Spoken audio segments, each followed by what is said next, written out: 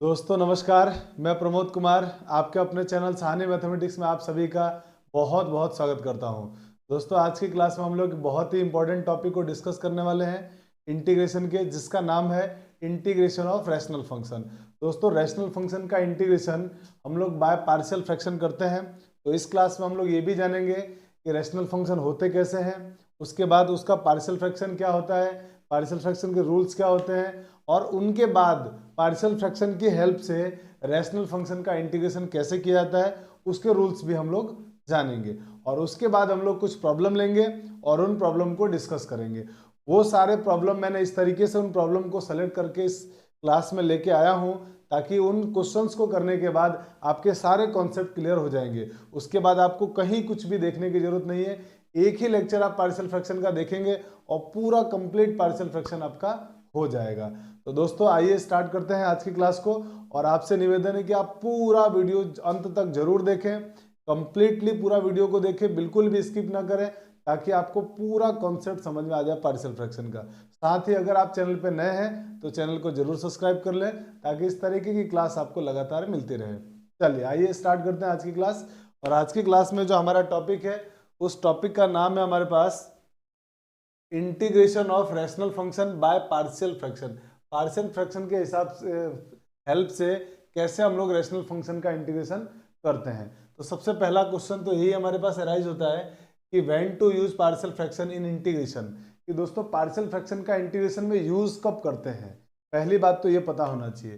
तो जवाब ये हमारे पास कि in rational function if degree of denominator, नीचे वाले की डिग्री, डिनोमिनेटर क्या होता है फ्रैक्शन के नीचे, is greater than the degree of numerator then we use partial fraction for integration। तो दोस्तों रैशनल फंक्शन में जब कभी भी नीचे वाले की डिग्री बड़ी हो ऊपर वाले से, तब हम लोग पार्शियल फ्रैक्शन का यूज करते हैं। सिंपल सा देसी भाषा में ये मतलब होता है इसका। अब सवाल ये है कि सर ये रैशनल फंक्शन क्या होते हैं, ये बताओ पहले तो आप, ये हमको मालूम नहीं है। तो दूसरा क्वेश्चन हमारे पास क्या अराइज होता है, व्हाट इज रैशनल फंक्शन, कि रैशनल फंक्शन होते क्या है। तो रैशनल फंक्शन दोस्तों ये होता है कि rational functions are the form of f x by g x. F x by g x type के जितने भी फंक्शन होते हैं ना, वो सारे रैशनल फंक्शन होते हैं। ऊपर एक फंक्शन होगा, नीचे एक फंक्शन होगा, और एफ एक्स और जी एक्स दोनों पॉलिनोमियल होंगे। Where f x and g x are polynomial and g x is not equal to zero, और जी एक्स जीरो नहीं होगा। तो इस तरह के जो फंक्शन होते हैं वो हमारे पास कहलाते हैं rational function, f x upon g x type के। अब ये भी दो तरह के होते हैं, रैशनल फंक्शन भी दो तरह के होते हैं। जैसे अगर हम F x by g x की बात करें दोस्तों, ये भी दो तरह के फंक्शन होंगे F x by g x.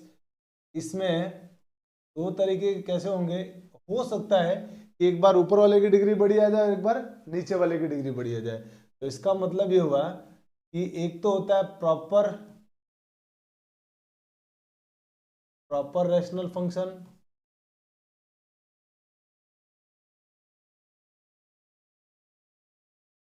और एक होता है इम्प्रॉपर रैशनल।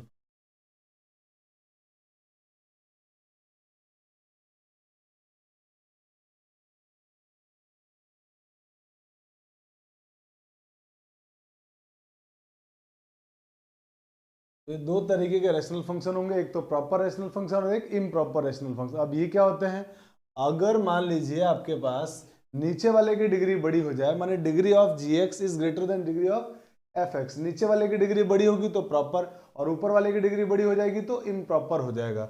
इसका मतलब ये हुआ कि if degree of g x is greater than degree of f x, अगर ऐसा है तो फंक्शन कैसा होगा हमारे पास, proper rational function.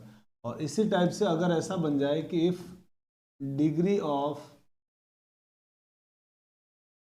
Ji x is less than degree of f x, तो ये फंक्शन कैसा होगा हमारे पास, इम्प्रॉपर। मतलब सिंपल सी बात है, आपको डिग्री देखनी है, अगर नीचे वाले की डिग्री बड़ी है तो प्रॉपर रैशनल फंक्शन, ऊपर वाले की डिग्री बड़ी है तो इम्प्रॉपर रैशनल फंक्शन। बस इतना सा आपको काम ध्यान रखना है। तो आई होप कि आपको रैशनल फंक्शन भी समझ में आ गया। और दोस्तों एक बात और मैं आपको बताता हूँ, जब भी हम लोग पार्शियल फ्रैक्शन अप्लाई करेंगे ना, तो अप्लाई करेंगे हम लोग सिर्फ प्रॉपर फंक्शन में, प्रॉपर रैशनल फंक्शन में ही। अगर मान लीजिए इम्प्रॉपर आ रहा है, माने ऊपर वाले की डिग्री बड़ी आ रही है, तो उस केस में आपको नीचे वाली डिग्री से उसको डिवाइड करके डिग्री को छोटा बनाना पड़ेगा और उसके बाद ही हम लोग पार्शियल फ्रैक्शन लगा पाएंगे। तो पार्शियल फ्रैक्शन लगाने की पहली कंडीशन यही है कि वो प्रॉपर रैशनल फंक्शन होना जरूरी है। तो आई होप कि ये दोनों पॉइंट आपको समझ में आ गए। अब स्क्रीनशॉट ले लीजिए, फिर हम लोग आगे चलते हैं। चलिए अब आते हैं हम लोग थर्ड क्वेश्चन में। थर्ड क्वेश्चन ये है कि जब हम लोगों ने जान लिया कि रैशनल फंक्शन क्या होते हैं और पार्शियल फ्रैक्शन कब लगाते हैं, तो हम लोग ये जानेंगे तीसरा पॉइंट कि अप्लाई कैसे करेंगे, हम लोग पार्शियल फ्रैक्शन को अप्लाई कैसे करेंगे, how to apply partial fraction. दोस्तों पार्शियल फ्रैक्शन जो होता है, the partial fraction depends on the nature of the fraction of denominator, factors of denominator. इसका मतलब gx, यानी जो आपका पार्शियल फ्रैक्शन होता है ना, वो डिनोमिनेटर के नेचर पे डिपेंड करता है। यानी जो डिनोमिनेटर में फ्रैक्शन के नीचे जो फंक्शन दिया हुआ है वो किस टाइप का है, तो वो जो पॉलिनोमियल फंक्शन है वो क्या क्या हो सकता है जरा वो सोचिए। तो वो फंक्शन हो सकता है लीनियर हो और नॉन रिपीटेड हो। लीनियर नॉन रिपीटेड का मतलब ये है, जैसे मान लीजिए ऐसा आ गया x minus a x minus b, तो लीनियर तो है बट रिपीट भी नहीं हो रहा है, तो इस नेचर का भी हो सकता है। या वो और क्या हो सकता है, लीनियर हो और रिपीटेड हो। लीनियर और रिपीटेड होने का मतलब ये है कि जैसे मान लो x माइनस ए का whole cube x minus b, तो देखिए ये टर्म जो है ना वो 3 टाइम्स रिपीट हो रही है, x minus a x minus a x minus ए, तो ये रिपीट लीनियर होने के साथ साथ रिपीटेड भी है। तो तीसरा तरीका ऐसा हो सकता है और सेकंड तरीका। थर्ड तरीका क्या हो सकता है, वो क्वाड्रेटिक हो और नॉन रिपीटेड हो। क्वाड्रेटिक और नॉन रिपीटेड माने ऐसा कुछ हो, x square plus a square into x minus b. देखिए क्वाड्रेटिक है और नॉन रिपीटेड है, एक बार ही आ रहा है, तो उस तरह का भी हो सकता है। तो जो भी हम पार्शियल फ्रैक्शन हम लोग अप्लाई करेंगे, तो वो जो पार्शियल फ्रैक्शन है वो डिपेंड किस पर करेगा, नेचर ऑफ डिनोमिनेटर पे। डिनोमिनेटर का नेचर कैसा है उस पर डिपेंड करेगा, और वो 3 तरीके से हो सकता है। तो ये 3 केसेस बन सकते हैं पार्शियल फ्रैक्शन को, ठीक है। अब अगर इन तीनों के जो फॉर्म आ रहे हैं, इनमें हम रूल्स क्या है हमारे पास, तो what is the rules of partial fraction. Partial fraction को अप्लाई करने के क्या क्या नियम है, वो रूल्स क्या है वो जानते हैं। तो दोस्तों जैसे पहला हमने लिखा है कि फर्स्ट है F x upon g x. अच्छा, हम ये जो जितने भी पार्शियल फ्रैक्शन कर रहे हैं उसमें ये मान के चल रहे हैं कि नीचे वाले की डिग्री बड़ी है, इसका मतलब वो प्रॉपर रैशनल फंक्शन है। तो f x upon x minus a x minus b x minus c x minus d, तो आप देख पा रहे हैं सब लीनियर के लीनियर है, ये सारे के सारे लीनियर है और नॉन रिपीटेड है पहला वाला। तो जब भी लीनियर हो और नॉन रिपीटेड हो, तो देखो आप कितने टर्म्स आ रही है, टोटल 4 टर्म्स आ रही है। तो हम ऊपर लिखेंगे 4 कांस्टेंट, पहले वाले को a by x minus a, दूसरे को b by x minus b, तीसरे को x by c by x minus c, और चौथे को d by x minus d लिखेंगे। और फिर ये लिखने के बाद ये लिखेंगे, और लिखने के बाद एलसीएम वगैरह लेंगे, और एलसीएम लेने के बाद उसको सॉल्व करके capital A capital B capital C और कैपिटल डी कंपेयर करके इन तीनों चारों की वैल्यू निकालेंगे, जो आगे मैं आपको क्वेश्चन में सिखाऊंगा कि कैसे निकालेंगे एबीसी की वैल्यू। और उसके बाद इसका इंटीग्रेशन करेंगे, क्योंकि इसका इंटीग्रेशन करना बहुत मुश्किल था, और जब हम इसको ऐसे कन्वर्ट कर लेंगे पार्शियल फ्रैक्शन के हिसाब से, तो ये आसान बन जाएगा। अब मान लीजिए लीनियर हो और रिपीटेड हो, लीनियर होने के साथ साथ फैक्टर कैसा बने, रिपीटेड। जैसे देखिए ये रिपीट हो रहा है, तो इसका पार्शियल फ्रैक्शन क्या होगा, a upon x minus a plus b upon x minus a का होल स्क्वायर। ये फर्स्ट टर्म का पार्शियल फ्रैक्शन। इसी टाइप से देखिए इसकी डिग्री क्यूब है, तो ये 3 बार रिपीट होगा, माने c upon x minus b, d upon x minus b का होल स्क्वायर और e upon x minus b का होल क्यूब। तो जितनी बार टर्म आ रहा है उतनी बार रिपीट होगा। ये देखिए आप इसको, तो एक्स माइनस सी सिंगल एक बार आया, तो हमने लिख दिया एफ अपॉन एक्स माइनस सी। तो इस प्रकार से जब डिग्री रिपीट होगी तो उसका पार्शियल फ्रैक्शन करेंगे हम लोग। आई होप कि ये बात भी समझ में आ गई आपको। अब थर्ड वाले में आ जाओ।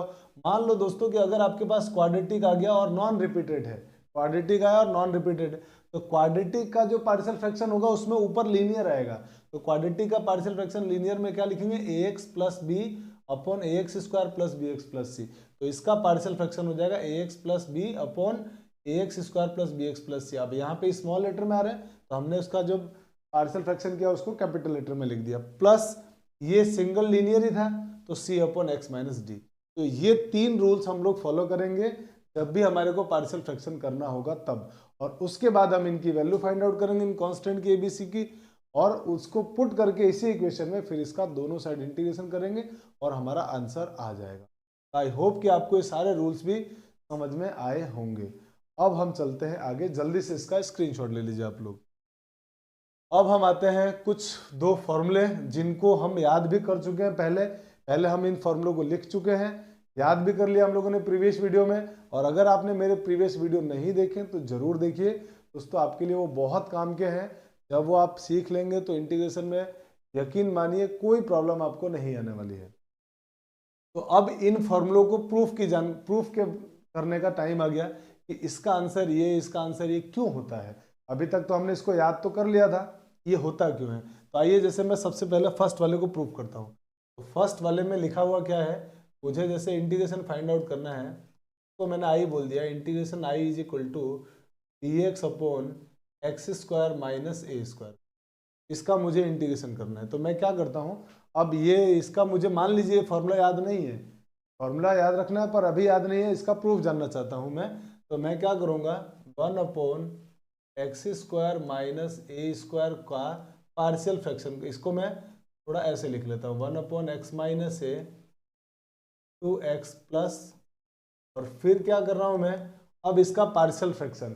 तो इसका पार्शियल आपको पता है ये रिपीट नॉन रिपीटेड लीनियर है और रिपीट भी नहीं हो रहा है। तो पार्शियल फ्रैक्शन क्या बन जाएगा इसका, a upon x minus a plus b upon x minus b x plus A.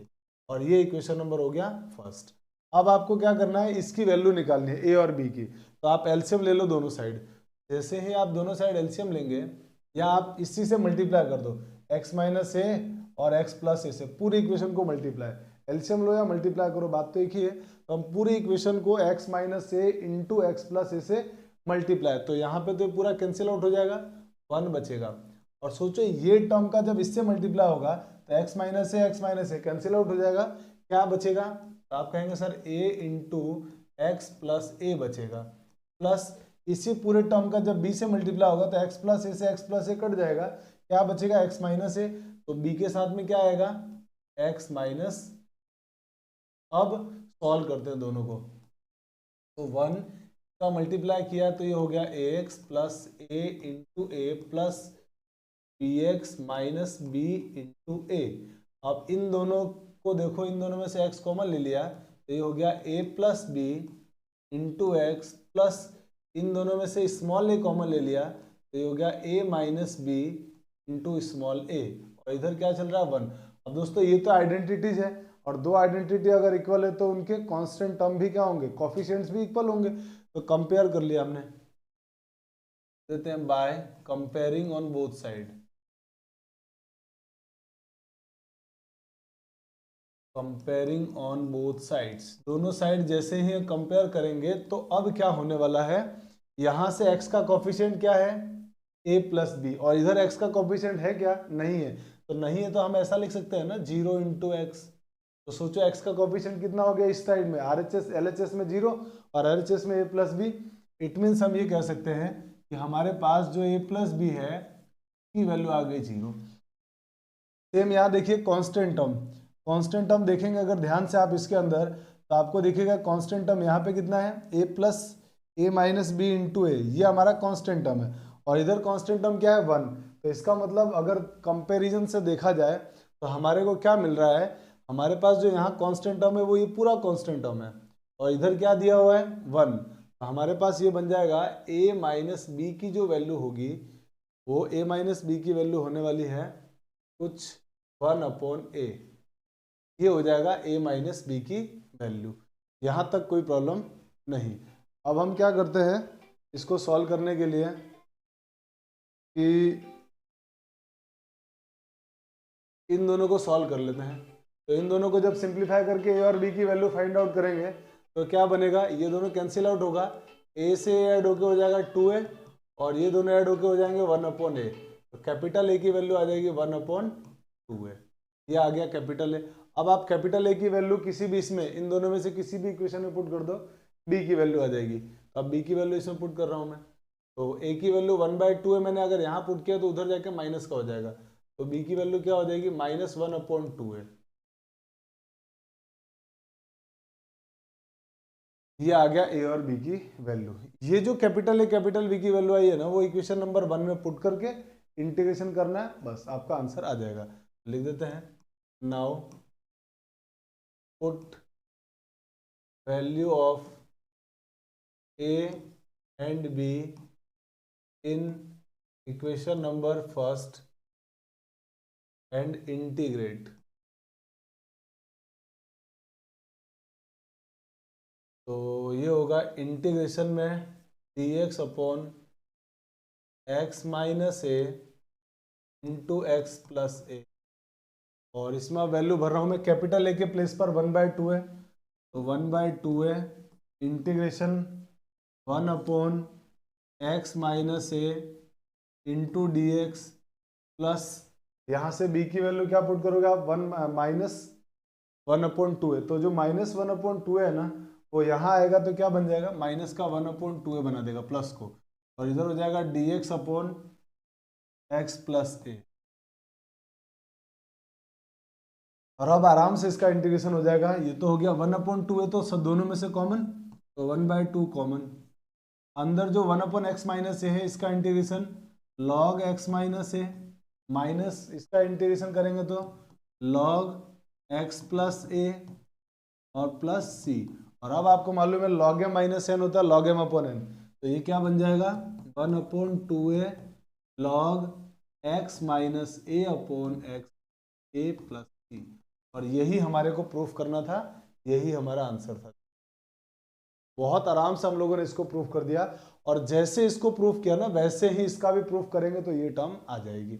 I hope कि आप अब दोनों क्वेश्चन का अगर प्रूफ आता है एग्जाम में तो बहुत आराम से कर लेंगे by help of partial fraction.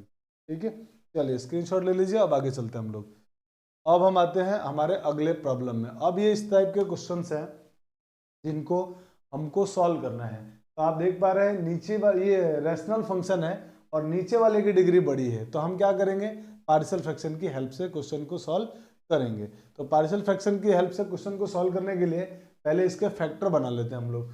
तो हमारे पास जो क्वेश्चन है ना, उसके पहले फैक्टर बनाते हैं। तो इंटीग्रेशन में क्वेश्चन दिया हुआ है x² माइनस 3x प्लस 2, इसके फैक्टर बना लीजिए। तो ये हो जाएगा dx अपॉन, इसको i मान के चलते हैं अपन, i इक्वल टू चल रहा है, इसके फैक्टर मल्टीप्लाई करने पर 2, ऐड या सब्ट्रैक्ट करने पर माइनस का 3, तो हमारे पास इसके फैक्टर बन जाएंगे x minus 2 and x minus 1। ये तो हो गया फैक्टर। अब आप इसके पार्शियल फ्रैक्शन करेंगे, नीचे वाले की डिग्री बड़ी है इसलिए, तो पार्शियल फ्रैक्शन करेंगे तो क्या सपोज कर लेंगे हम इसको, let 1 upon x minus 2 into x minus 1 is equal to, linear है और नॉन रिपीटेड है, तो पहले वाले का a upon x minus 2 plus b upon x minus 1, ये इसको नाम दे देते हैं इक्वेशन नंबर फर्स्ट। और अब आप पूरी इक्वेशन को इस x माइनस 2 एक्स माइनस 1 से मल्टीप्लाई कर लीजिए।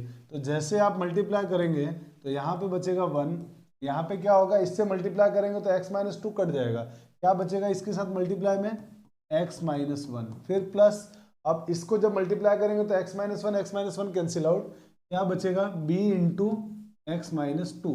और अब हम क्या करेंगे, a और b की वैल्यू लाएंगे। तो a और b की वैल्यू लाने के लिए हम क्या करते हैं, इस इक्वेशंस में x की वैल्यू एक बार 1 पुट कर लेते हैं और एक बार 2 पुट कर लेते हैं, तो बहुत आराम से क्वेश्चन का आंसर आ जाएगा। तो पुट कर लेते हैं, तो यहाँ से put x is equal to 1, तो x इज इक्वल टू 1 डालते पता क्या हुआ, ये पूरे में पुट कर रहा हूँ मैं, तो ये टर्म तो पूरी 0, 1 डालते 1 माइनस 1 0 इंटू ए 0, तो ये पूरी टर्म 0, इधर क्या बचेगा 1 इक्वल टू में, यहाँ 1 डाला तो 1 माइनस 2 माइनस 1 मतलब माइनस बी, और minus b is equal to 1 का मतलब होता है b is equal to minus 1, b की वैल्यू आ गई -1।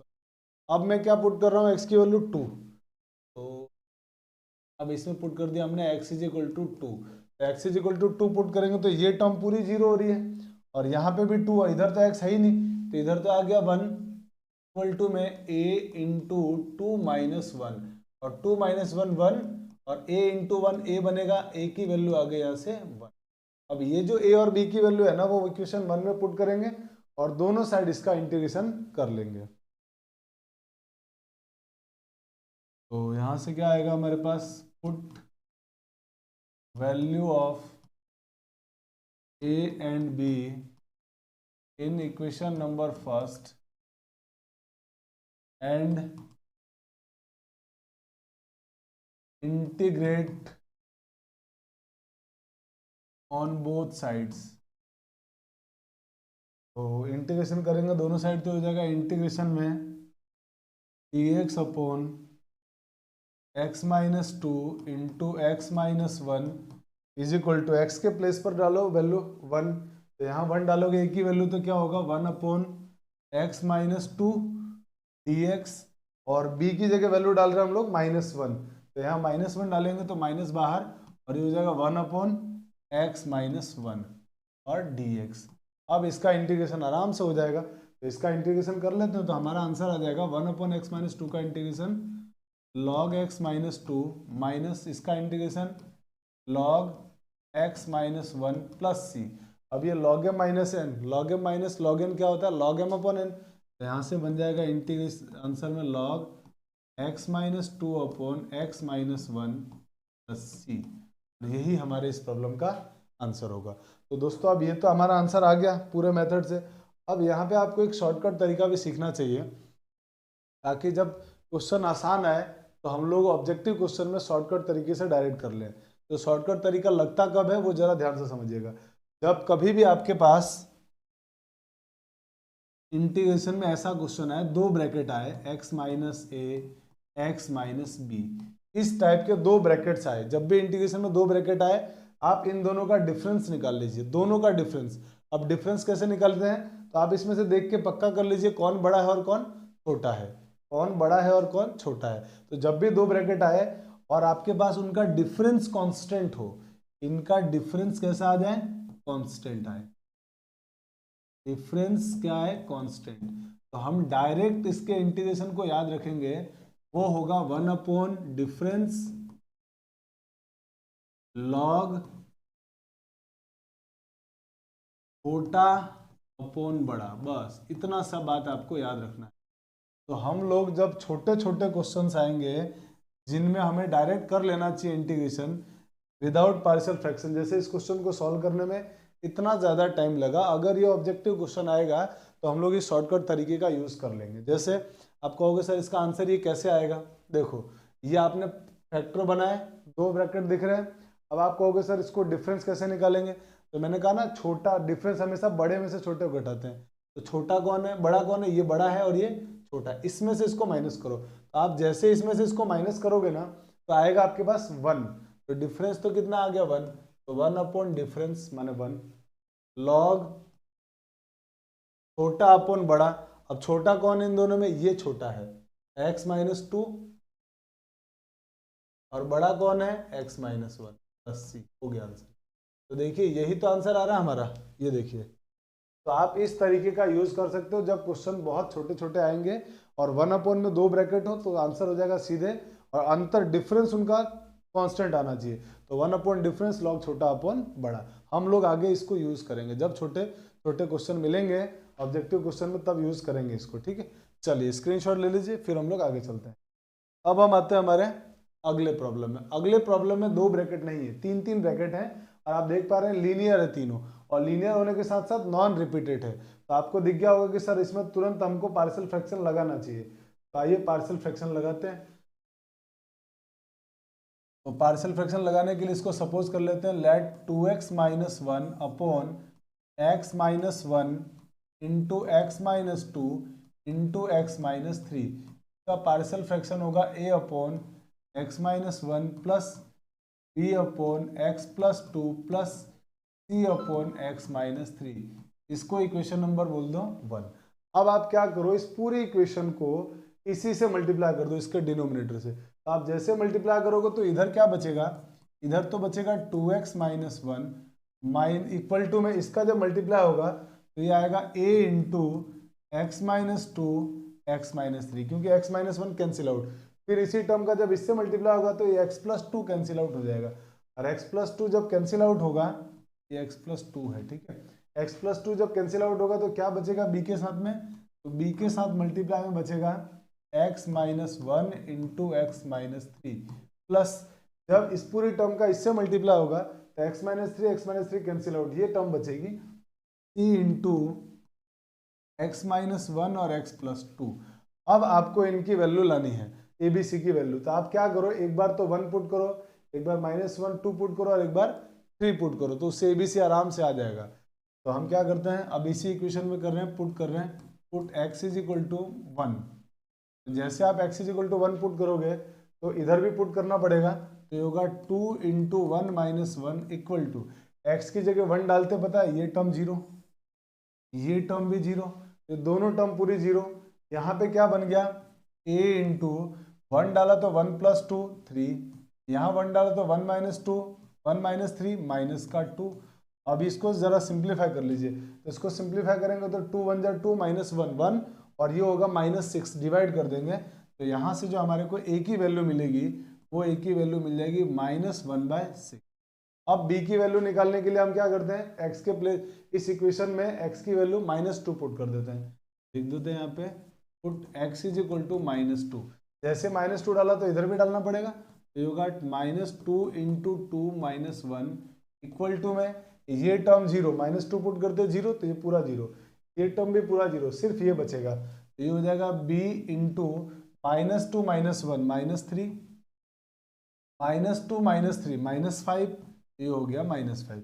इसको जरा सिंप्लीफाई करो, ये माइनस का फोर और ये माइनस वन माइनस फाइव, और ये माइनस फाइव पूरा जो आया वो इससे कैंसिल आउट हो गया, और इसका डिवाइड कर दिया तो b की वैल्यू आ गई यहाँ से माइनस वन बाय थ्री। ये a की वैल्यू थी और ये हमारे पास आ गया b की वैल्यू। अब क्या पुट करना है हम लोग, तो अब की बार c की वैल्यू लाने के लिए हम पुट करते हैं x की वैल्यू थ्री। तो जैसे आप x की वैल्यू थ्री पुट करेंगे, x की वैल्यू थ्री पुट करते क्या होगा, ये टर्म जीरो, ये टर्म जीरो, ये बचेगा, और इधर भी x की वैल्यू हमने थ्री पुट कर लिया, तो थ्री पुट करते हो गया two into three minus one equal to, ये टर्म जीरो, ये टर्म जीरो, ये बचा, तो ये हो गया c into three minus one two, और यहाँ पे थ्री प्लस टू फाइव, ये हो गया फाइव, और ये थ्री टू जा सिक्स, सिक्स माइनस वन, ये six minus one five, five से फाइव कैंसिल, यहाँ से c की वैल्यू आ गई वन बाय टू। हमने a b c की वैल्यू निकाल लिया है। यहाँ तक मुझे लगता है आपको कोई प्रॉब्लम नहीं आई होगी। अब हम क्या कर रहे हैं, अब इंटीग्रेशन करने की बारी। तो हम क्या करेंगे, ये जो हमने a b c की वैल्यू निकाली है ना दोस्तों, इसको इक्वेशन नंबर फर्स्ट में पुट करेंगे और दोनों साइड इसका इंटीग्रेशन कर देंगे। लिख लेते हैं यहाँ पे, put value of a b and c in equation number first and integrate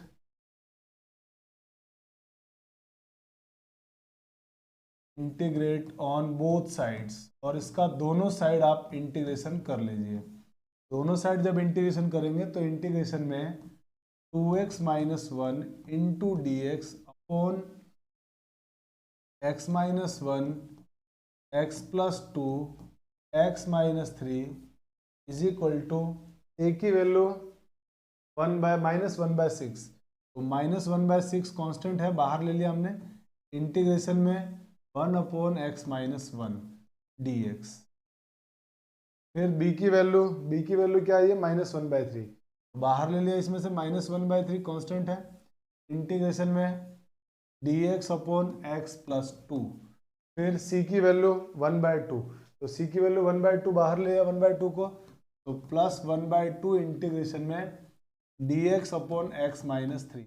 और अब आराम से इसका इंटीग्रेशन कर लेते हैं, क्योंकि अब तो इंटीग्रेशन बहुत सिंपल हो गया, माइनस वन बाय सिक्स, और इसका इंटीग्रेशन होगा log x minus one plus sorry minus one by three, और इसका इंटीग्रेशन हो जाएगा लॉग एक्स प्लस टू।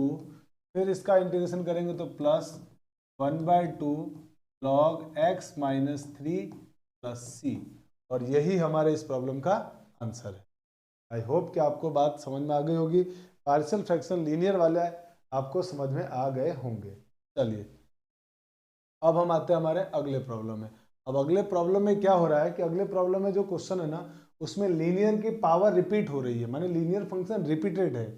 एक तो लीनियर है और साथ में रिपीटेड है, तो लीनियर हो और रिपीटेड हो तो उसको हम लोग सॉल्व कैसे करते हैं वो देखिए। तो हम लोग सबसे पहले तो वही क्या करेंगे, पार्शियल फ्रैक्शन इसका सपोज कर लेंगे, x upon x minus one whole square into x minus two. अब इसके पार्शियल फ्रैक्शन में ये रिपीट हो रहा है, तो ये पार्शियल फ्रैक्शन होगा a upon x minus one plus b upon x minus one whole square plus c upon x minus two. इसको नाम दे देते हैं इक्वेशन नंबर फर्स्ट। अब आप क्या करो, इस पूरे से x माइनस वन के whole square into x minus two से पूरी इक्वेशन को मल्टीप्लाई। तो आप जैसे इसको मल्टीप्लाई करेंगे पूरी इक्वेशन को, यहाँ क्या बचेगा x, यहाँ पे x माइनस वन एक कट जाएगा तो बचेगा क्या x minus one into x minus two plus यहाँ पर क्या होगा x माइनस वन के होल स्क्वायर से पूरा कट जाएगा, तो हम क्या बचेगी b into x minus two plus यहाँ पे क्या होगा x माइनस टू पूरा कैंसिल आउट, c के साथ क्या बचने वाला है x माइनस वन का होल स्क्वायर। ये हमारे पास एक्चुअल में बचेगा। अब वही x की abc की वैल्यू लानी है। सबसे पहला काम, एक बार 1 पुट करो और एक बार 2 पुट करो, उससे कुछ वैल्यू तो इजीली आ जाएगी। Put x is equal to 1।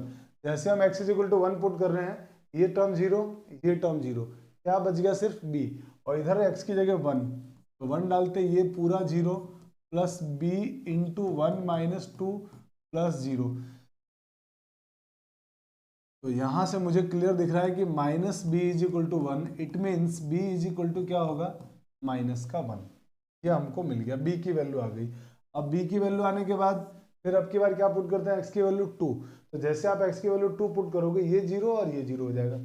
लिख लेते हैं यहाँ पे put x is equal to 2, तो ये टर्म 0, यहाँ पे क्या आ गया 2, ये 0 plus c into two minus one का होल स्क्वायर, और 2 माइनस वन का होल स्क्वायर होगा 1। तो और c की वैल्यू फिर यहाँ से कितनी हो जाएगी, हमारे को मिल जाएगी 1, 2, c की वैल्यू आ गई 2। अब सिर्फ a की वैल्यू मालूम नहीं है, तो अपन एक काम करते हैं, ये जो b और c की जो वैल्यू आई है ना, उसको इस इक्वेशन में पुट करके a की वैल्यू निकाल लेते हैं। तो मैं b और c की वैल्यू इसमें पुट कर रहा हूँ, तो जैसे पुट करूँगा तो मुझे टर्म दिख जाएगी x is equal to a into x minus one into x minus two plus b की वैल्यू हमने पुट किया यहाँ पे minus one into x minus two plus c की वैल्यू हमने पुट किया इसमें 2, ये हो गया 2 इंटू एक्स माइनस वन का। अब यहाँ से आप a की वैल्यू निकालिए। अब a की वैल्यू निकालने के लिए यह आइडेंटिटी बन रही है, और आइडेंटिटी में किसी भी टर्म को आप कंपेयर कर लो, दोनों बराबर होते हैं, दोनों टर्म बराबर होगी, तो किसी भी टर्म के कोफिशिएंट को है ना आप कंपेयर कर लो, या तो एक्स स्क्वायर के कोफिशिएंट या एक्स के कोफिशिएंट या फिर कांस्टेंट टर्म, जो आपको आसान लगता है, एक किसी भी एक की कंपेयर कर लो, आपका आंसर आ जाएगा। तो जैसे मान लीजिए हम एक बार इसका मल्टीप्लाई कर लेते हैं आपको दिखाने के लिए क्लियर कि हाँ भाई इस तरह से सॉल्व होगा ये। तो इसका जब आप मल्टीप्लाई करेंगे तो आएगा x square minus 3x plus 2 plus इससे मल्टीप्लाई किया हमने, ये हो जाएगा, मल्टीप्लाई करने पर हो जाएगा माइनस एक्स प्लस 2, फिर ये होगा प्लस इसका होल स्क्वायर करके 2 से मल्टीप्लाई भी कर रहा हूँ मैं, तो 2x स्क्वायर माइनस का 4x और प्लस का 2। अब जरा कंपेयर करो, किसी भी टर्म को कंपेयर कर लो आप। तो जैसे मैं तो कंपेयर कर रहा हूँ एक्स स्क्वायर के कोफिशिएंट को, तो एक्स स्क्वायर का कोफिशिएंट यहाँ से दोस्तों क्या आने वाला है a आएगा, इधर है नहीं, यहाँ पे एक्स स्क्वायर का कोफिशिएंट कितना है 2, तो मतलब मुझे मिल गया एक्स स्क्वायर का कोफिशिएंट a प्लस 2। और जरा ध्यान से देखो, इस तरफ आपके एलएचएस में एक्स स्क्वायर की टर्म है ही नहीं, अगर नहीं है तो इसकी वैल्यू कितनी हो जाएगी 0, और ये 0 हो गया तो a की वैल्यू क्या आ गई -2, ये आ गया a की वैल्यू। तो बहुत सिंपल है, आप अगर x के कोफिशिएंट को कंपेयर करोगे तो भी यही आंसर आएगा। जैसे कंपेयर करो, इसमें मल्टीप्लाई करो तो x की वैल्यू क्या है, x का कोफिशिएंट कितना आएगा -3, यहाँ से x का कोफिशिएंट -1, इधर x का कोफिशिएंट -4, और इधर x का कोफिशिएंट दिया हुआ है ना 1, तो इक्वल टू 1। अब इसको जरा सॉल्व करो तो देखो फिर से यही टर्म आएगा, -3 है, ये -5 उधर जाएगा +5, तो 5 + 1 कितना हो जाएगा 6, इसका डिवाइड कर लेते हैं तो a की वैल्यू हो जाएगी यहाँ से माइनस, देखो अभी भी a की वैल्यू क्या आ गई -2। आप चाहे तो कांस्टेंट टर्म को कंपेयर करो तो भी यही आंसर आएगा। जैसे देखो इसका इससे मल्टीप्लाई करोगे तो 2a + 2, 2a + 2, इधर कांस्टेंट टर्म कितना है +2, इधर कांस्टेंट है ही नहीं, इक्वल टू 0। अब यहाँ से जब आप a की वैल्यू निकालोगे तो ये टर्म तो मिलके होगी 4, और इधर आके -4, 2 का डिवाइड कर देंगे तो a की वैल्यू हो जाएगी यहाँ से -। तो आप चाहे तो किसी भी टर्म को कंपेयर करें, किसी भी टर्म के कोफिशिएंट को कंपेयर कर लो, आंसर आएगा ही आएगा। तो देखिए हमने ए की वैल्यू को सबसे, एक क्वेश्चन में मैंने सबसे कंपेयर करके ला दिया है। अगले क्वेश्चन जब करेंगे हम लोग उसमें सिर्फ हम एक ही टर्म को कंपेयर करेंगे जिसका कंपैरिजन ज्यादा आसान होगा। अब क्या करते हैं हम लोग, अब ये जो एबीसी की वैल्यू है इक्वेशन नंबर 1 में पुट करके दोनों साइड इंटीग्रेशन कर लेते हैं, बस हमारा आंसर आ जाएगा। देते हैं यहाँ पे, now put a b and c in equation 1 and integrate on both sides. दोनों साइड इसका इंटीग्रेशन कर रहे हैं, पुट करो इसमें वैल्यू। ये होगा integration x upon x minus 1 का whole square into x minus 2 और dx, और इधर होगा इंटीग्रेशन में a की वैल्यू आई है -2, तो ये हो जाएगा -2 अपॉन x माइनस 1 dx, और b की वैल्यू आई थी हमारे पास -1, ये होगा +(-1 अपॉन x माइनस 1 का होल स्क्वायर dx), फिर c की वैल्यू आई है हमारे पास 2, तो इसमें पुट करेंगे तो ये हो जाएगा प्लस इंटीग्रेशन में 2 अपॉन x माइनस 2 dx, और अब आराम से इंटीग्रेशन हो जाएगा इसका 1 अपॉन -2 तो कांस्टेंट होने की वजह से बाहर, और ये 1 अपॉन लीनियर x के जैसा काम करेगा, तो इसका इंटीग्रेशन हो जाएगा log x माइनस 1, फिर ये माइनस बाहर आ जाएगा और 1 अपॉन एक्स स्क्वायर का इंटीग्रेशन हो जाएगा -1 अपॉन एक्स, तो -1 अपॉन एक्स करोगे तो प्लस हो जाएगा, और ये 1 अपॉन एक्स माइनस 1, फिर इसका इंटीग्रेशन करेंगे तो +2 बाहर और 1 अपॉन एक्स का log x, माने log x माइनस 2 प्लस, और फाइनल हमारा ये आंसर होगा। आई होप कि आपको एकदम अच्छे से क्वेश्चन समझ में आ रहे होंगे। अब हम चलते हैं अगले क्वेश्चन की तरफ, तब तक आप इसका स्क्रीनशॉट ले लीजिए। और अगला जो क्वेश्चन है हमारे पास वो ये है, अब इसमें भी देख रहे हैं आप इसकी पावर रिपीट हो रही है, कितने टर्म तक, 3 टर्म्स तक। तो हम क्या करेंगे, पावर रिपीट हो रही है तो सेम वही पार्शियल फ्रैक्शन रैशनल फंक्शन है, और वो भी प्रॉपर रैशनल फंक्शन है, नीचे वाले की डिग्री बड़ी है, तो आप क्या सपोज करेंगे तुरंत, let x upon x minus 1 whole cube into x minus 2, और पार्शियल फ्रैक्शन जब करेंगे तो ये बनेगा a अपॉन एक्स माइनस 1, क्योंकि ये 3 बार रिपीट हो रहा है, 3 बार टर्म आएगी b upon x minus 1 whole square plus c upon x minus 1 का whole cube plus d upon x minus 2, equation number 5। अब आपको इसकी वैल्यू लानी है, तो मैं अब इसको थोड़ा अलग तरीके से हम सॉल्व करते हैं। ये तो हमको मालूम पड़ गया है कि मल्टीप्लाई करके एबीसी की वैल्यू निकाल के भी क्वेश्चन बनता है, थोड़ा अलग हटके क्वेश्चन को ट्राई करते हैं। तो मैं क्या कर रहा हूँ, पूरी इक्वेशन को पहले, सिंपल तरीका हमारा वही, इससे पूरी इक्वेशन को मल्टीप्लाई, आप जैसे जब इसको पूरे को मल्टीप्लाई करेंगे तो यहाँ ये टर्म ये पूरी कैंसिल हो जाएगी, यहाँ क्या आएगा, आप कहेंगे सर यहाँ पे क्या होगा, एक टर्म कट जाएगी और ये बचेगा x माइनस 1 का whole square into x minus 2 plus, इससे जब मल्टीप्लाई करेंगे तो पूरी टर्म कट जाएगी एक्स स्क्वायर वाली, और बचेगा क्या हमारे पास b into x minus 1 x minus 2 बचेगा, प्लस यहाँ पे क्या होगा c इंटू ये पूरी टर्म कट जाएगी x minus 2 plus d into x minus 2 cut जाएगी, और मल्टीप्लाई में कितना आएगा यहाँ पे x माइनस 1 का होल क्यूब। अब इनको होल क्यूब को जरा ओपन, इनको सबको सॉल्व करो थोड़ा, तो सॉल्व करेंगे तो x इज इक्वल टू, आप चाहें तो वैल्यू पुट करके भी सॉल्व कर लेंगे, 1 और 2 पुट कर लेंगे ना तो 2 वैल्यू आ जाएगी आपके पास c और d की, और बाकी वैल्यू हम कंपैरिजन से निकाल सकते हैं, आप ऐसा भी कर सकते हो जैसे आपको इजी लगता हो, है ना। अब मैं थोड़ा सा आपको अलग तरीके से भी बताता हूँ कि इस पूरे को सॉल्व करके भी किया जा सकता है, ताकि आपको फिर जो अच्छा लगे मेथड आप उसको अडॉप्ट कर लें। तो जब आप इसको सॉल्व करेंगे तो a का होल स्क्वायर किया x square minus 2x plus 1 into x minus 2 plus b into इसका multiply x square minus 3x plus 2 plus c into x minus 2 plus d into यहाँ पे x माइनस 1 का whole cube का formula a cube a minus b के whole cube, तो होगा x cube minus 3x square plus 3x और minus का 1, ये होल क्यूब कर लिया हमने।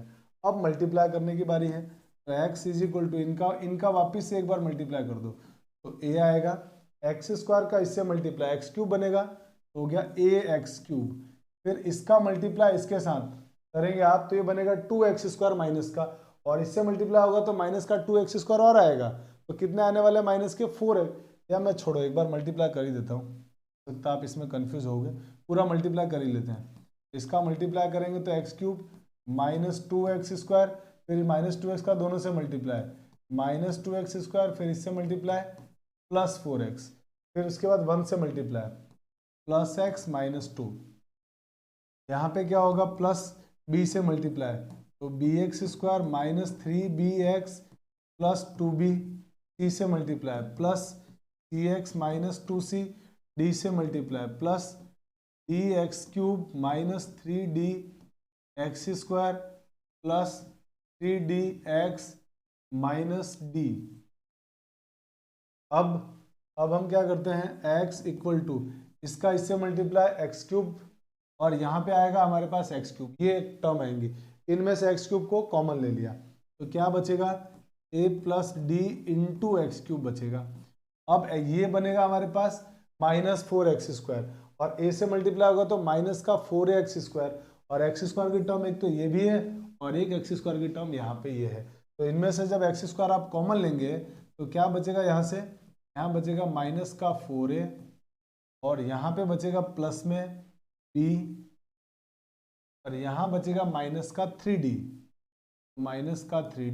बाहर क्या आ गया एक्स स्क्वायर। अब x वाली टर्म का कंपैरिजन, x वाली टर्म को ढूंढो तो यहाँ से होगा माइनस का 5x, तो ये हो गया, हमने x को तो कॉमन ले रहे हैं, ये बनेगा 5a, और यहाँ x की टर्म में माइनस का 3b, यहाँ पे x का टर्म है c तो प्लस c आ जाएगा, और इधर x का टर्म है 3dx, तो इसमें से कॉमन ले लिया x को तो क्या बचेगा 3d, बाहर x। अब कांस्टेंट टर्म को जरा देखिए, कांस्टेंट टर्म हमारे पास क्या आया है, यहाँ पे माइनस 2a, तो लिख देते हैं यहाँ पे माइनस का 2a, इधर कांस्टेंट टर्म क्या प्लस 2b, तो ये हो गया प्लस 2b, और इधर कांस्टेंट टर्म क्या है माइनस का 2c, इधर कांस्टेंट टर्म है माइनस का d, तो ये हमारे पास टर्म बन गई। अब कंपेयर कर लो दोनों साइड, नाउ कंपेयरिंग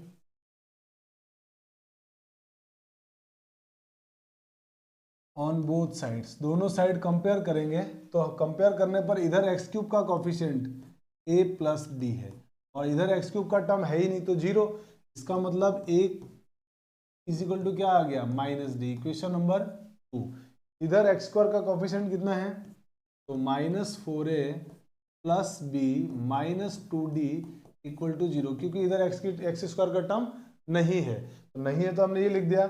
अब क्या होगा, इसमें हम d की वैल्यू ये a के प्लेस पर माइनस डी पुट कर रहे हैं, a के प्लेस पर माइनस डी, तो कितना होगा माइनस डी पुट करोगे तो माइनस का 4 into minus d plus b minus 2d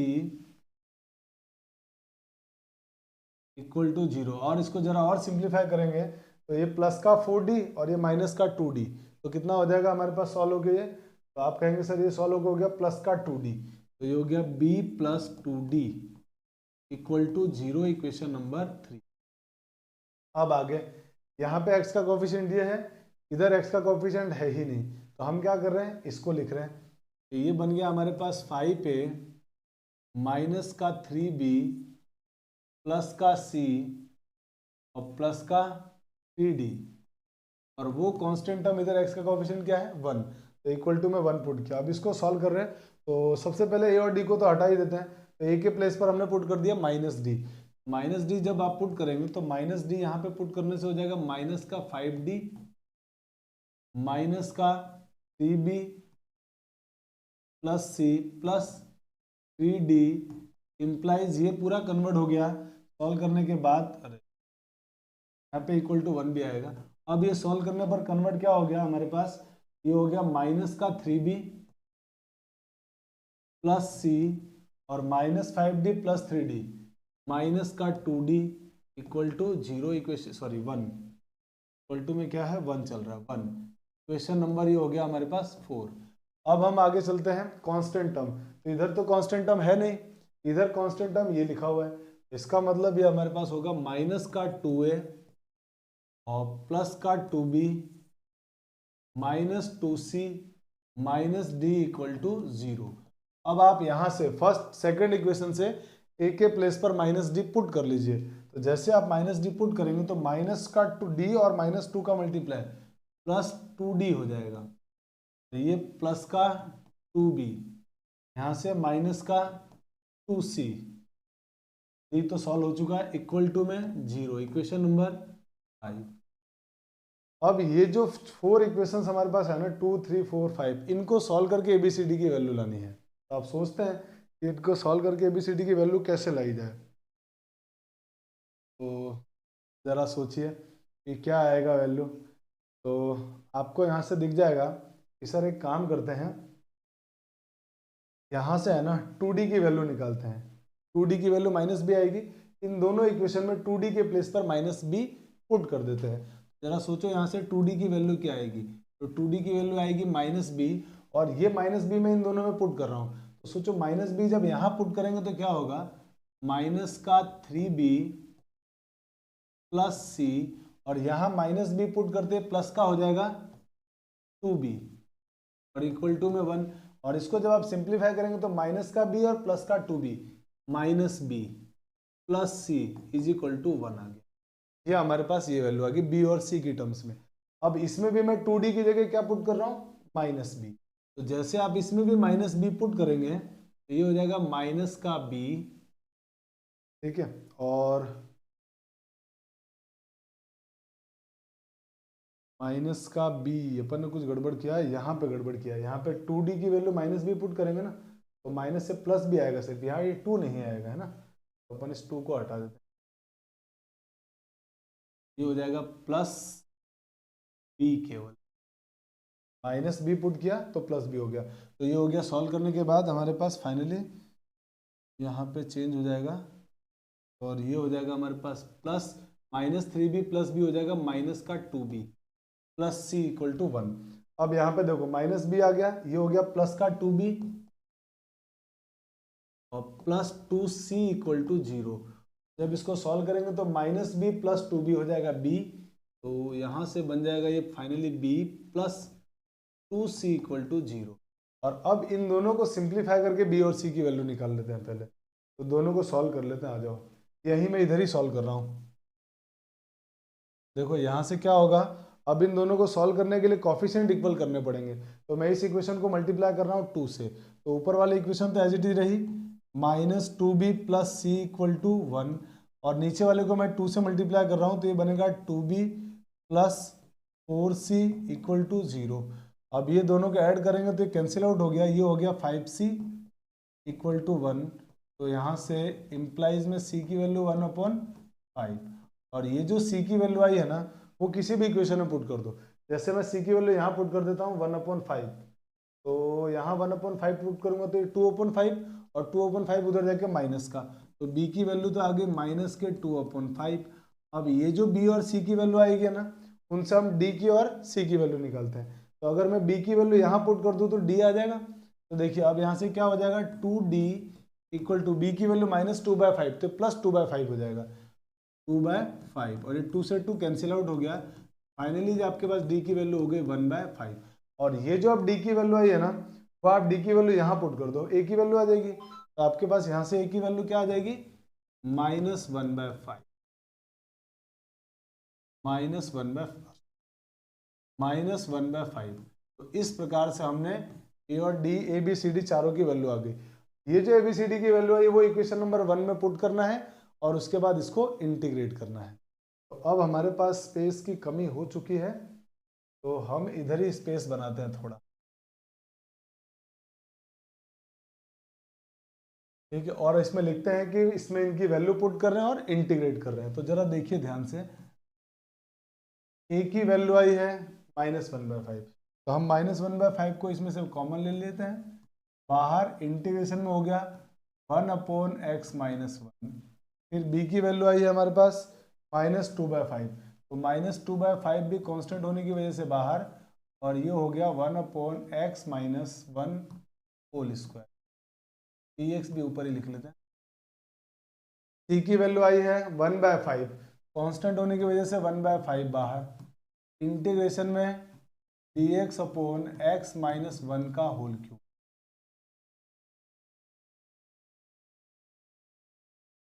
x minus 1 का होल क्यूब प्लस डी की वैल्यू 1/5, तो 1/5 कांस्टेंट होने की वजह से बाहर, और इंटीग्रेशन में आएगा dx अपॉन x माइनस 2।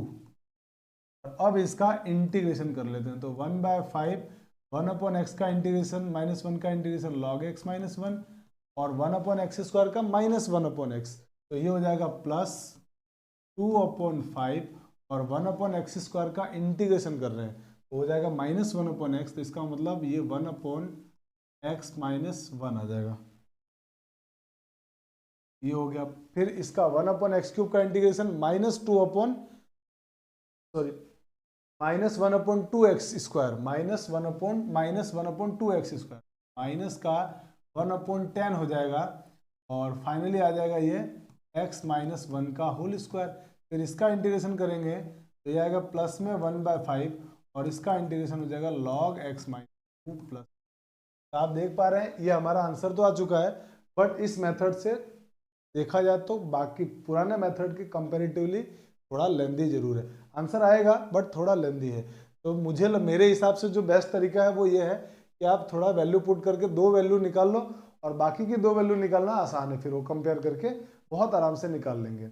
थोड़ी सी प्रैक्टिस आपको इस मेथड की भी आनी चाहिए, क्योंकि आप बोर्ड के एग्जाम्स, बोर्ड के बुक्स में देखोगे ना आप एनसीईआरटी में या एनसीईआरटी एग्जाम्पलर्स में, तो उन्होंने इस मेथड को फॉलो किया है।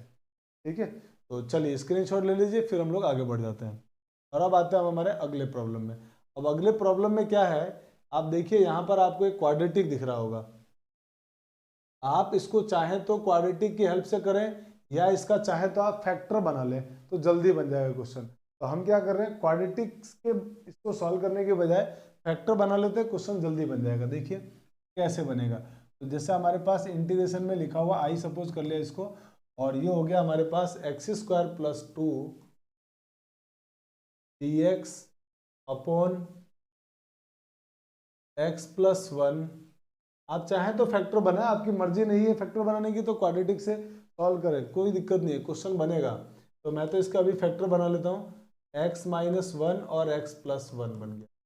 तो ये हो गया हमारे पास फाइनली फैक्टर होने के बाद x square by 2 plus 1 dx upon ये दोनों मिलके हो जाएंगे x प्लस 1 का होल स्क्वायर और x माइनस 1। और अब आराम से इसका इंटीग्रल अपन पार्शियल फ्रैक्शन से कर लेते हैं, क्योंकि रैशनल फंक्शन है और नीचे वाले की डिग्री बड़ी है। तो हमने क्या सपोज कर लिया यहाँ आके, let x square plus 1 upon x plus 1 का whole square into x minus 1 is equal to a upon x plus 1 plus b upon x plus 1 whole square plus c upon x minus 1, equation number first. अब आप पूरी equation को इसी term से multiply कर दो। जैसे आप मल्टीप्लाई करोगे तो यहाँ तो बचेगा एक्स स्क्वायर प्लस 1, यहाँ पे क्या होगा, ये एक्स प्लस 1 एक बार कट जाएगा, टर्म आएगी x plus 1 into x minus 1, यहाँ पे पूरी टर्म कट जाएगी एक्स प्लस 1 का होल स्क्वायर, तो बचेगा b into x minus 1, plus यहाँ से एक्स माइनस 1 कट जाएगा, तो ये होगा सी इंटू एक्स प्लस 1 का होल स्क्वायर। अब वैल्यू पुट कर लो, x की वैल्यू 1 और माइनस 1, तो सबसे पहले पुट कर लेते हैं, put x is equal to minus 1। तो जैसे आप x की जगह माइनस 1 पुट करोगे इस टर्म में पूरे में, तो आपको पता है x की जगह माइनस 1 पुट करते ये टर्म 0 और ये टर्म 0, a और c 0, क्या बचेगा सिर्फ b, और इधर भी हमने माइनस 1 पुट किया, तो माइनस 1 का whole square plus 1 equal to में ये टर्म 0 और ये टर्म 0, तो यहाँ पे माइनस 1 डालते b की वैल्यू माइनस 2b हो जाएगा। और इसको जरा सिंप्लीफाई करो तो 1 का स्क्वायर 1, 1 प्लस 1 2, और ये 2 का डिवाइड कर दिया तो b की वैल्यू हो जाएगी यहाँ से माइनस 1। अब आप x की वैल्यू एक बार क्या पुट कर लीजिए, 1, माइनस 1 पुट किया ना, 1 पुट कर लेते हैं, लिख देते हैं यहाँ पे put x is equal to 1, x is equal to 1 डालते क्या टर्म 0 हो गई, x इज इक्वल टू 1 डालते ये 0, ये 0, क्या बचेगा c बचेगा, तो ये यहाँ पे भी 1 पुट किया, तो 1 स्क्वायर प्लस 1 इक्वल टू में 0 plus 0 plus c into 1 plus 1 का होल स्क्वायर। तो ये तो 0 हो गया, ये 1 + 1 2 हो गया, 2 का स्क्वायर 4, और 4 का डिवाइड किया ये 2 होता है, सी की वैल्यू हो जाएगी 2/4, इट मीन्स 1/2। अब आपको किसकी वैल्यू निकालनी है, ए की वैल्यू। तो इसी इक्वेशन में आप एक काम करिए, बी और सी की वैल्यू तो डाल दीजिए और फिर कंपेयर कर लेते हैं। तो देखो कंपेयर करेंगे तो क्या बनेगा, ये होगा x² + 1, ए की वैल्यू आपको फाइंड आउट करना है, तो a इंटू ये हो जाएगा x² - 1, इसमें मैंने फॉर्मूला लगा दिया, और b की वैल्यू क्या भर दिया हमने, -1 और मल्टीप्लाई भी कर रहा हूँ, प्लस माइनस, ये हो गया माइनस का 1 से मल्टीप्लाई किया तो -x + 1, फिर यहाँ पे c की वैल्यू 1/2 डाल देते हैं, तो हो जाएगा प्लस में 1/2 इंटू x² + 2x + 1, ये टर्म आ गई। और अब दोनों साइड कंपेयर कर लेते हैं। तो आप कंपैरिजन में चाहे तो x² के कोफिशिएंट को कंपेयर करें, चाहे x के या कांस्टेंट किसी भी टर्म के कोफिशिएंट को कंपेयर कर लीजिए। तो मैं तो इसमें x के कोफिशिएंट को कंपेयर कर रहा हूँ, क्यों, क्योंकि इधर x की टर्म नहीं है, तो ऑलरेडी वो टर्म 0 कोफिशिएंट 0 हो जाएगा, और इधर x का टर्म ढूंढ रहा हूँ, तो अब x के टर्म में मुझे इधर a नहीं मिलेगा, सबसे बड़ी प्रॉब्लम ये आ रही है, और मुझे ये चाहिए। तो एक काम करते हैं ना, x² के कोफिशिएंट को कंपेयर कर लो, x² का कोफिशिएंट यहाँ से क्या आएगा, a, लिख दिया मैंने a। x² और कहाँ से आएगा, यहाँ से, क्या आएगा उसका कोफिशिएंट 1/2, और इधर x² का कोफिशिएंट कुछ नहीं है तो क्या है, 1 है, तो 1 पुट कर दिया, और इसको इधर भेजा तो a की वैल्यू आ गई आपके पास -1/2। अब आपके पास a b c तीनों की वैल्यू मालूम है, वो जो a b c की वैल्यू है 1 में पुट करके दोनों साइड इंटीग्रेशन कर लीजिए। लिख देते हैं यहाँ पे, put value of a b and c in equation number first and integrate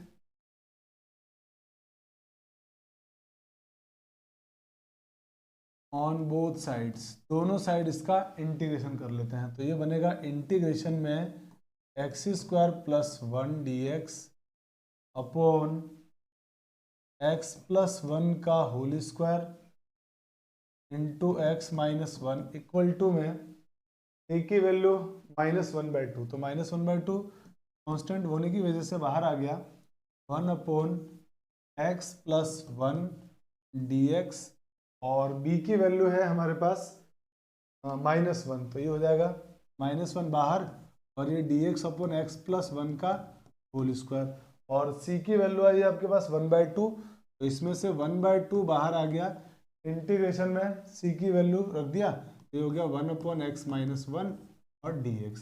अब इंटीग्रेशन कर लो इसका, तो -1/2 तो बाहर, और 1/x का इंटीग्रेशन हो जाएगा log x, -1/x² का -1/x, तो +1/x + 1, और इसका इंटीग्रेशन करेंगे तो +1/2 log x - 1। आप चाहे तो इन दोनों में से 1/2 कॉमन लेके log m/n बनाए, नहीं तो यहाँ छोड़ दें, आपका आंसर आ चुका है। तो आई होप कि ये क्वेश्चन भी आपको समझ में आया होगा। चलिए अब हम आते हैं हमारे अगले प्रॉब्लम की तरफ, और अगला प्रॉब्लम है जिसको आपको इंटीग्रेट करना है। तो देख पा रहे हैं इसके फैक्टर बनाए हुए नहीं है, और रैशनल फंक्शन है, नीचे वाले की डिग्री बड़ी है, तो हम क्या करेंगे, इसके फैक्टर बना लेते हैं। तो क्या बनेगा इसका फैक्टर, तो ये होगा integration 1/1 + x + x² + x³ dx। अब मैं यहाँ से इंटीग्रेशन में dx अपॉन, इन दोनों में से ना x² कॉमन ले रहा हूँ, क्या बचेगा x + 1, इन दोनों में x + 1 लिख रहा हूँ। अब आपको दिख रहा है इन दोनों में से x + 1 कॉमन आ रहा है, तो ये होगा dx अपॉन x + 1 को मैंने कॉमन लिया, तो क्या बचेगा x² + 1। अब इसके फैक्टर बना लेंगे, क्योंकि अब इसके फैक्टर तो बन चुके, पार्शियल फ्रैक्शन कर लेंगे। तो पार्शियल फ्रैक्शन में इसको क्या करने वाले हम लोग, लिखेंगे late 1/x + 1 into x² + 1, partial fraction करेंगे तो a/x + 1 प्लस, ये क्वाड्रेटिक है, तो क्वाड्रेटिक का पार्शियल फ्रैक्शन क्या बनेगा, linear bx + c upon x² + 1, equation number first. अब आप क्या करो, पूरी इक्वेशन को इस टर्म से मल्टीप्लाई, तो जैसे मल्टीप्लाई करोगे ये कैंसिल आउट हो जाएगा, इधर बचेगा 1 equal to x + 1, cancel out होने के बाद बचा क्या आपके पास a × x² + 1 प्लस, ये टर्म कैंसिल आउट हो जाएगी, तो यहाँ बचेगा bx plus c into x plus one. और अब इनका आपस में मल्टीप्लाई करके कंपेयर कर लो। a इज इक्वल टू होगा a x square plus a plus इसका इससे मल्टीप्लाई होगा बी एक्स स्क्वायर प्लस इसका मल्टीप्लाई बी एक्स और इससे मल्टीप्लाई सी एक्स। तो हमने क्या किया, x को कॉमन ले लिया तो b प्लस सी एक्स हो गया और इसका मल्टीप्लाई कांस्टेंट टर्म आ गया c। कंपेयर करेंगे जब दोनों साइड, तो कंपेयर करते क्या मिल जाएगा, a नहीं है यहाँ पे 1 है, इम्प्लाइज 1 इक्वल टू इन दोनों में से एक्स स्क्वायर कॉमन, तो a plus b into x square, x का कोफिशिएंट ये रहा, ये होगा b plus c into x plus इन दोनों को एक साथ लिख दिया a प्लस सी। अब कंपेयर कर लो दोनों साइड, तो कंपेयर करोगे तो यहाँ एक्स स्क्वायर का कोफिशिएंट क्या है, a प्लस बी, और इधर एक्स स्क्वायर का कोफिशिएंट है ही नहीं, एक्स स्क्वायर तो है ही नहीं, तो उसका आंसर 0। तो यहाँ से a इज इक्वल टू क्या बन जाएगा, माइनस का b, इक्वेशन नंबर 2। अब यहाँ से क्या करते हैं, x के कोफिशिएंट क्या है, b प्लस सी, और इधर x की टर्म नहीं है, तो इसका मतलब b plus c is equal to वो भी 0। तो यहाँ से b इज इक्वल टू क्या आ गया, b इज इक्वल टू बोल दो आप, या फिर आप यह बोल सकते हो c is equal to minus का b, इक्वेशन नंबर 3। अब आगे a प्लस सी की वैल्यू कितनी है, 1, तो ये हो गया a plus c is equal to 1। यहाँ तक कोई डाउट नहीं, तो नाम देते हैं इक्वेशन नंबर 4। अब एक काम करते हैं, आपको मालूम है a की वैल्यू भी माइनस बी है और c की वैल्यू भी माइनस बी है। इसका मतलब ये हुआ कि फ्रॉम इक्वेशन 2 एंड 3 हम ये कह सकते हैं कि a इज इक्वल टू सी होगा। ये बात हमारे को समझ में आई। अब मैं यहाँ से a की प्लेस पर c पुट कर रहा हूँ, तो ये हो जाएगा c plus c is equal to 1, तो c इज इक्वल टू क्या बन जाएगा, 1/2, तो c इज इक्वल टू 1, तो c की वैल्यू 1/2 और a और c इक्वल है, इसीलिए a की वैल्यू भी क्या हो जाएगी, 1/2। और क्योंकि a की वैल्यू माइनस b है, तो यहाँ से b की वैल्यू भी आ जाएगी -1/2। तो ये हमने तीनों की वैल्यू बहुत आराम से निकाल दी, a b c की। ये जो तीनों की वैल्यू आई वो इक्वेशन 1 में पुट करके इंटीग्रेट करना है, आंसर आ जाएगा। अब यहाँ लिख देते हैं, put value of a b and c in equation number first and integrate. तो ये होगा integration dx upon x plus 1 into x square plus 1 equal to integration, x की वैल्यू है, सॉरी a की वैल्यू है 1/2, तो 1/2 कांस्टेंट है, बाहर ले लिया, dx अपॉन एक्स प्लस 1 और b की वैल्यू -1/2, c की वैल्यू 1/2, 1/2 कॉमन ले लिया इसमें से, तो 1/2 कॉमन लिया तो इंटीग्रेशन में हो जाएगा ये -x plus 1 upon x square plus 1 और dx। और अब इनको अलग अलग कर दो, दो इंटीग्रेशन में इसको ब्रेक कर दो, तो ये 1/2 और इंटीग्रेशन में हो जाएगा 1 अपॉन एक्स प्लस 1 प्लस 1/2। इस माइनस इंटीग्रेट को मैंने अलग अलग कर रहा हूँ और इसमें से माइनस को बाहर ले रहा हूँ, तो ये क्या बन जाएगा हमारे पास -1/2। और एक काम और कर रहा हूँ मैं इसके साथ साथ पैरेलली, 2 से ऊपर नीचे मल्टीप्लाई भी कर रहा हूँ ताकि नीचे वाले का डेरिवेटिव बन सके। ये बात मुझे लगता है आपको समझ में आ गई होगी। मैंने इन दोनों को सेपरेट किया, माइनस को बाहर लगा दिया और फिर 2 से ऊपर नीचे मल्टीप्लाई, फिर इसको अलग कर दिया, 1/2 integration 1 upon x square plus 1 dx।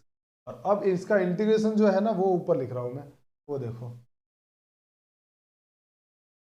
तो अब दोस्तों इसका जो आंसर आएगा इंटीग्रेशन का, ये हो जाएगा 1/2 log x प्लस 1, ये हो गया 1/4 माइनस का, और नीचे वाले का पूरा डेरिवेटिव ऊपर दिया हुआ है, तो आप इसको जब t सपोज करोगे तो ऊपर वाला dt बनेगा, dt अपॉन t का इंटीग्रेशन log t, तो आंसर हो जाएगा इसका log और t की वैल्यू एक्स स्क्वायर प्लस 1 और यहाँ पर प्लस 1/2 और 1 अपॉन एक्स स्क्वायर प्लस 1 का integration tan inverse x। Answer हो गया इसका tan इनवर्स x। और यही हमारे इस प्रॉब्लम का, आई होप कि आपको ये बात समझ में आ गई होगी। और अब तक आप लोग पार्शियल फ्रैक्शन में बहुत कंफर्टेबल फील कर रहे होंगे। चलिए अब हम आते हैं हमारे अगले प्रॉब्लम में। अगले प्रॉब्लम्स कुछ ऐसे हैं जिसमें हम कुछ फंक्शन को सब्स्टिट्यूट करके और उनको एल्जेब्रिक या पॉलिनोमियल बनाएंगे और फिर पार्शियल फ्रैक्शन लगाएंगे। तो हमारे पास कुछ इसी टर्म्स में हमारे जो क्वेश्चन दिया हुआ है वो क्वेश्चन है ये। तो हम इसको क्या करते हैं, इंटीग्रेशन में dx अपॉन ये e की पावर x प्लस 1 लिख दिया पहले वाले को, इसको, और इसको मैं क्या लिख रहा हूँ 1 माइनस 1 अपॉन e की पावर x, क्योंकि पावर नेगेटिव थी, नीचे लिखेंगे तो पॉजिटिव हो जाएगा।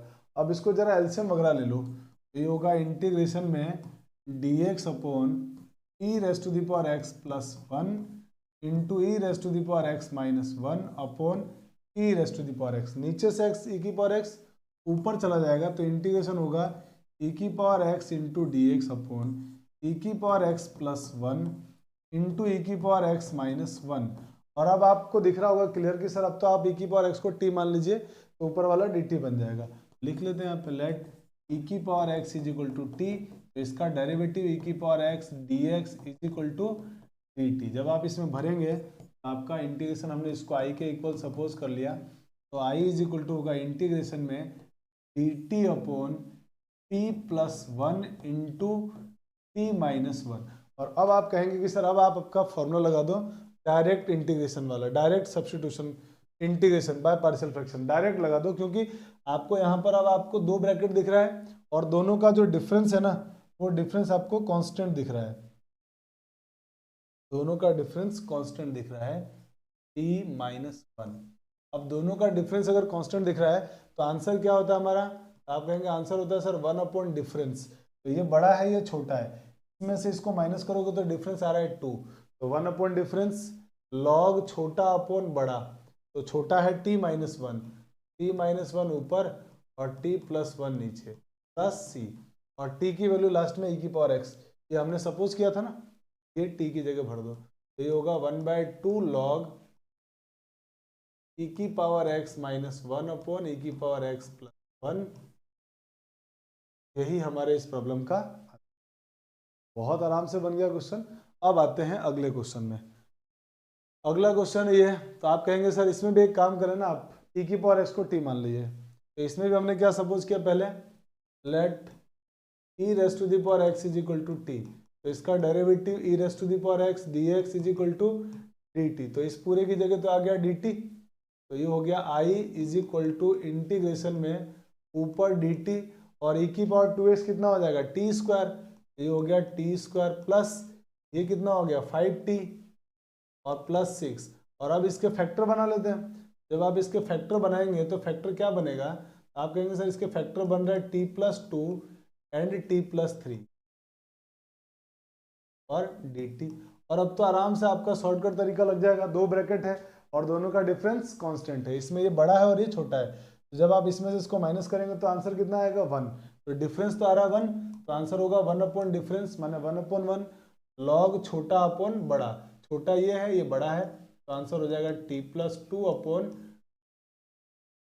t plus 3। और आपको पार्शियल फ्रैक्शन भी अब लगाना आ चुका है तो कोई दिक्कत नहीं है, वैल्यू भर दो इसमें आप, तो ये हो जाएगा लॉग और t की वैल्यू e की power x plus 2 upon e की पावर x प्लस 3, हो गया आंसर। बहुत आसान है, बहुत आसान है इंटीग्रेशन। चलिए अब आते हैं हम लोग हमारे अगले प्रॉब्लम में। अगले प्रॉब्लम में आपको अब दिख रहा है कि सर इसमें एक काम करिए ना, इसमें तो सर क्लियर दिख रहा है हमको कि आप साइन एक्स को t मान लीजिए, ऊपर सब dt बन जाएगा, तो लिख लेते हैं same, let sine x is equal to t, तो इसका डेरिवेटिव कितना हो जाएगा cos x dx is equal to dt, तो इसमें जब वैल्यू भरेंगे ये होगा i is equal to integration में dt अपॉन t माइनस 1 इंटू t minus 1 into t minus 2। और अब आप देखेंगे इन दोनों का डिफरेंस निकालने की कोशिश, तो देखो आप ये दिख रहा है आपको, ये तो है बड़ा और ये है छोटा, तो आप क्या करेंगे इसमें से इसको माइनस करो जरा, तो डिफरेंस कितना आ रहा है 1 का, इन दोनों में डिफरेंस है 1 का, तो 1 अपॉन डिफरेंस और सीधा आंसर हो गया लॉग छोटा अपॉन बड़ा, छोटा कौन है t माइनस 2, बड़ा कौन है t माइनस 1 प्लस सी। अब t की जगह वापस वैल्यू क्या लिखोगे आप साइन x, तो आपका सीधे आंसर आ गया log sine x minus 2 upon sine x minus 1 plus c. एकदम सिंपल है। अब आते हैं अगले प्रॉब्लम में। अगला प्रॉब्लम, अब देखिए, अब ये प्रॉब्लम अच्छा है। इसमें आपको देख पा रहे होंगे आप क्लियर कि सर इसमें है ना, आपको ये जो पूरा फंक्शन दिख रहा है, ये फंक्शन ऊपर नीचे की डिग्री सेम है, और डिग्री सेम होने के साथ जो ऊपर जब मल्टीप्लाई करोगे तो एक्स क्यूब आएगा, और नीचे भी मल्टीप्लाई करोगे तो एक्स क्यूब आएगा। तो जब हम इसका इसमें डिवाइड करेंगे तो पूरा पूरा डिवाइड होते समय एक्स क्यू इस टर्म में 1 टाइम्स डिवाइड होगा। तो जब आप इसको सॉल्व करेंगे तो जो इसका पार्शियल फ्रैक्शन बनेगा, मतलब डिवाइड करेंगे आप, तो डिवाइड करने के बाद जो भी पार्शियल फ्रैक्शन बनेगा, हम तो पार्शियल फ्रैक्शन की बात कर रहे हैं, x minus 1 into x minus 2 into x minus 3 upon x minus 4 into x minus 5 into x minus 6। तो दोस्तों जब आप इसको इसमें डिवाइड करोगे तो आपको दिख रहा होगा कि सर एक बार तो पूरा पूरा डिवाइड जाएगा, कंप्लीटली डिवाइड जाएगा। क्यों जाएगा? क्योंकि इसकी और इसके ऊपर नीचे की डिग्री सेम है और कॉफिशिएंट दोनों का 1 है, तो 1 टाइम्स डिवाइड होगा। मान लीजिए यहाँ पे 2 होता, मान लेते हैं कि 2 होता, तो ऊपर जब आप पूरा मल्टीप्लाई करते हैं तो 2x क्यूब आता है, और जैसे आप इसको मल्टीप्लाई करते हैं ना, डिवाइड करते हैं एक्स क्यूब से, तो 2 टाइम्स जाता है, तो हम यहाँ 2 लिखते हैं। और अभी ऐसा नहीं है, अभी ऐसा नहीं है, तो अपन इसको हटा देते हैं। अभी तो हम 1 टाइम से डिवाइड कर रहे हैं। अब जरा सोचो, अब एक बार आपने डिवाइड कर दिया तो अब मानते हो ऊपर की डिग्री तो अब 2 डिग्री बच चुकी है ना, अब क्वाड्रेटिक बन चुका है ना, क्यूबिक में डिवाइड किया तो अब तो नीचे वाली की डिग्री बड़ी है, तो अब पार्शियल फ्रैक्शन कर लेते हैं। तो अब पार्शियल फ्रैक्शन जो आपका आएगा वो हो जाएगा a अपॉन ये वाला x minus 4 plus b upon x minus 5 plus c upon x minus 6। ये आ गया इक्वेशन नंबर फर्स्ट। तो ऐसा जब भी क्वेश्चन आए आपको इस तरीके से पार्शियल फ्रैक्शन करना है। आप पहले जो हाईएस्ट इनका कोफिशिएंट का मल्टीप्लाई कर लो, इनका मल्टीप्लाई कर लो, और फिर देख लो आप कि कोफिशिएंट क्या आ रहा है, उसके अकॉर्डिंग ये कोफिशिएंट, और उसके बाद डिग्री वो कम हो जाएगी। तो ऊपर वाले की डिग्री कम होने के बाद पार्शियल फ्रैक्शन वही a अपॉन बी अपॉन और c अपॉन। अब सॉल्व करने का तरीका बिल्कुल आसान। अब क्या करें आप, एकदम सिंपल काम, आपको तो अब ABC की वैल्यू लानी है, तो पूरी इक्वेशन को इसी टर्म से मल्टीप्लाई कर दो। ये जो लिखा ना x minus 4 x minus 5 x minus 6 से मल्टीप्लाई, तो पता है क्या होगा, जब आप मल्टीप्लाई करेंगे तो ये पूरी टर्म कैंसिल आउट हो जाएगी। यहाँ होगा x minus 1 x minus 2 x minus 3 equal to में x minus 4 x minus 5 x minus 6, और यहाँ पे x माइनस 4 कैंसिल आउट हो जाएगा, a into x minus 5 x minus 6 plus x minus 5 cancel out होगा, तो b into x minus 4 x minus 5, और c में एक्स माइनस 6 कैंसिल आउट हो जाएगा, तो ये बचेगा c इंटू एक्स माइनस 4 और 5 हो गया। b के साथ यहाँ 6 आएगा, b के साथ 6 आएगा, फिर plus c into x minus 4 और एक्स माइनस 6। अब आप इसमें x की वैल्यू एक बार 4, 5 और 6 पुट कर लीजिए। देख लेते हैं इसमें। सबसे पहले क्या कर रहे हैं, put x is equal to 4। तो जैसे आप x is equal to 4 put करोगे तो जहां जहां x माइनस 4 आ रहा है वो जीरो, ये टर्म जीरो, ये टर्म जीरो, और ये टर्म भी जीरो, और इधर आपको x के माइनस बचेगा क्या, सिर्फ ये और ये, इनमें पुट करना है। तो जरा पुट करो यहाँ पे, 4 माइनस 1 3, 4 माइनस 2 2, 4 माइनस 3 1। इस साइड तो हो चुका है, ये जीरो हो चुका है। यहाँ पे 4 माइनस 5, 4 माइनस 5 हो जाएगा माइनस 1, तो a into minus 1, 4 minus 2 minus 2, बाकी सब जीरो हो चुके हैं। अब जरा सोचो, ये 2 बन चुका है, माइनस 2 और माइनस 1 का मल्टीप्लाई, इस 2 से कैंसिल आउट हो गया। तो यहाँ से जो आपके पास फाइनली आंसर आया वो आया a इज इक्वल टू 3, ए की वैल्यू आ गई। अब क्या कर रहे हैं हम लोग, अब हम लोग इसमें पुट कर रहे हैं x इज इक्वल टू 5, और 5 पुट करो, तो 5 पुट करोगे तो क्या होगा, ये टर्म जीरो, ये जीरो, और x की जगह 5 पुट किया तो गड़बड़ हो गया ना, c की जगह आएगा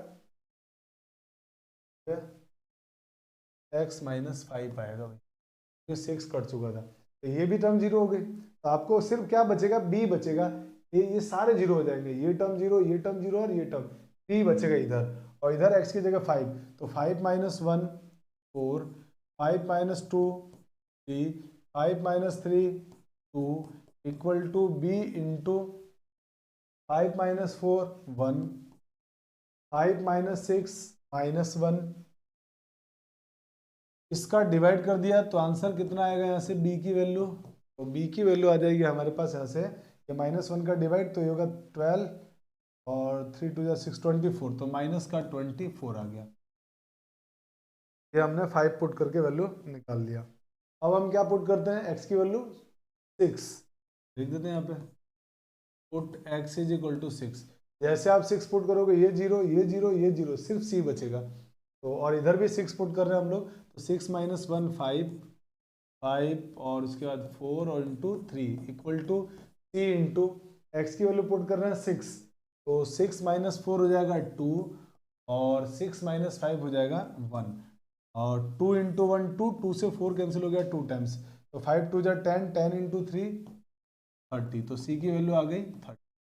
ये जो ABC की वैल्यू है ना, ये ABC की वैल्यू किस में पुट करना है आपको, इक्वेशन 1 में, और दोनों साइड इंटीग्रेट करना है।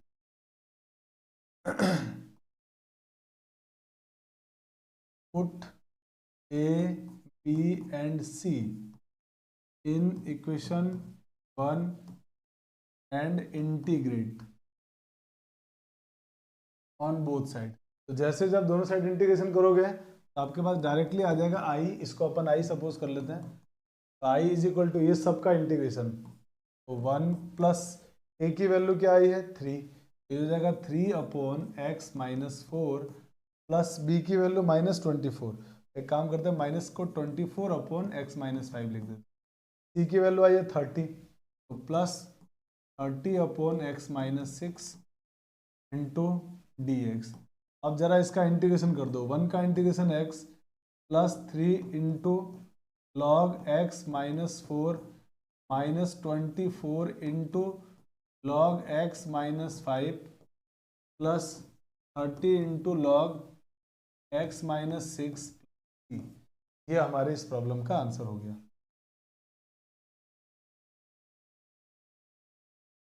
आई होप कि इस तरह का क्वेश्चन भी आपको अब करना आ जाएगा, कोई दिक्कत नहीं आएगी, बहुत आराम से अब आप कर लेंगे, तो यहाँ तक तो कोई प्रॉब्लम नहीं है।